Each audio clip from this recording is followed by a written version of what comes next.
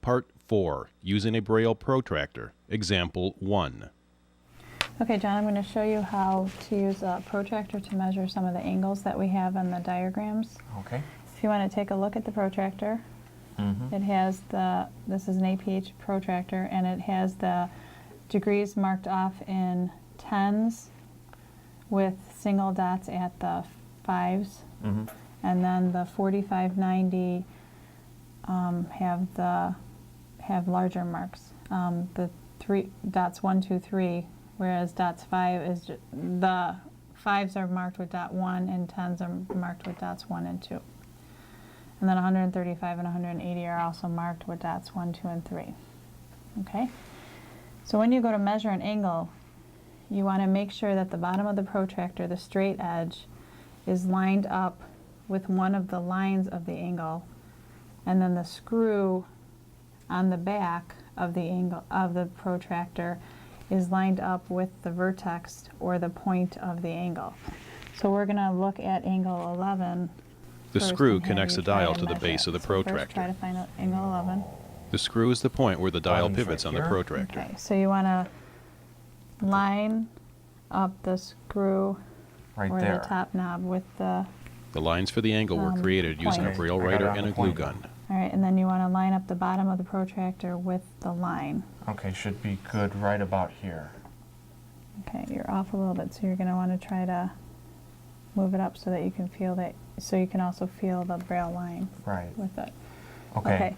Then you're going to see where the angle part shoots out and opens up. Since it's opening up to the left, I we're wanna going to move- use the numbers I wanna move that this right. start on the left and go to the right. John uses an adjustable dial on the So, protractor to see, set the angle. This to this. Wait, if I have, yeah, it's, I don't know. That's about right. John has set the So, dial I'm and he gonna now say we reads the measure angle from the 10, protractor.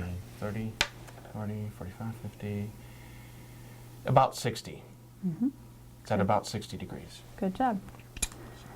And then your accuracy is going to be off more than a sighted person's accuracy Yeah. because of how you have to place the protractor on the Braille. Yeah, I'm if going I, to have you measure now the opposite angle and have you measure angle 12. 12, okay. John searches for angle 12. I put the screw right here on, wait. See, this is a problem I have, is trying to get my fingers out of the way without, because I know that the screw needs to be right here, but I need to keep my finger in place so that I don't put the screw in the wrong spot. Ultimately, though, it does end up moving on me just a tad. See, like in this case, I need to move it up a tad, I think, because, and line it, because it was going over the line when it was lined up straight. John lifts the protractor to find the point 12 with is his right finger. There, the screw is right there. The line is right here.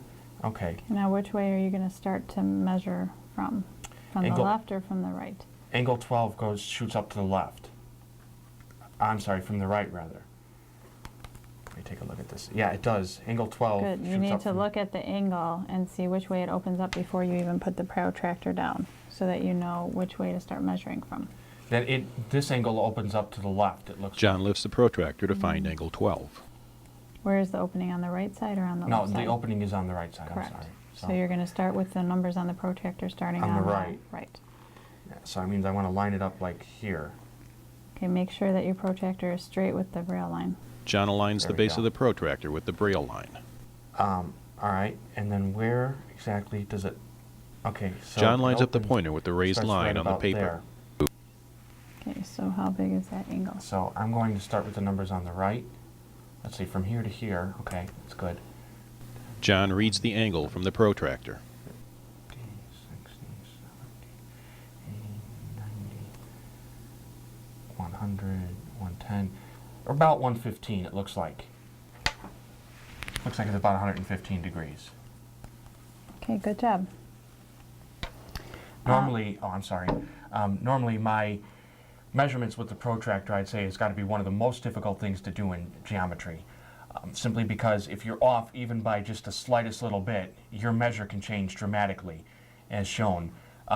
Normally, geometry teachers accept a 5-degree difference when students measure with a protractor. It wasn't uncommon, however, for me to be within 10 to 15 degrees of the actual measure of the angle. And that's what you were in this one, because it's actually measuring at 125 and you were at 115. So Okay. you're within your margin of error. What is another way that you could check to make sure that you were measuring it the right way and that you were starting on the correct side?